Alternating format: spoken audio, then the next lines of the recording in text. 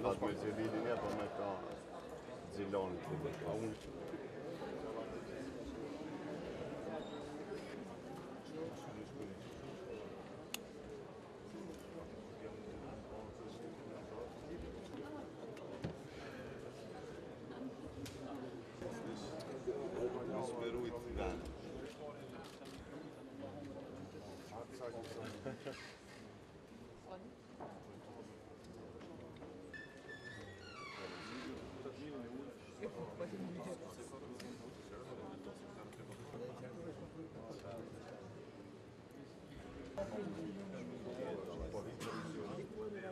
Sot kemi një dilemë.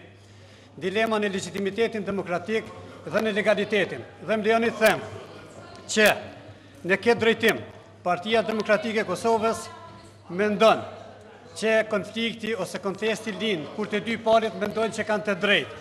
Dhe kësaj radhe të dy palët po mendojmë që kemi të drejtë, po ne kemi ndërtuar institucione që na tregon cila palë ka të drejtë.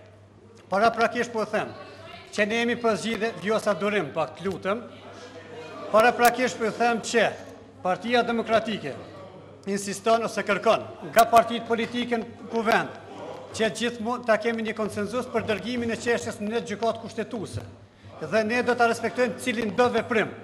Nëse një konsenzus i tillë nuk bëhet, dhe unë e di shumë mirë që mentaliteti që i krijon problemet, ndaj mentalitet nuk i zgjidh, duhet një mentalitet tjetër.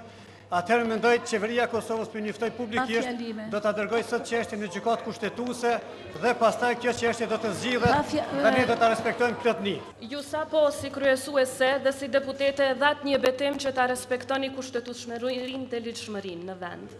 Ne prandaj kërkojmë që në përputhje me nenin 67 të kushtetutës, në përputhje me rregullorën e kuvendit dhe në përputhje me skenarin i cili është përgatitur për ju ta lexoni në seancën e sotme, t'ja japni fjalin grupit më të madh parlamentar, LDK-AAK Nisma, që përbëhet nga 47 deputet dhe siç e dini nuk është evidentuar asnjë grup tjetër më i madh që sot ta propozoj kandidatin për kryetar të kuvendit.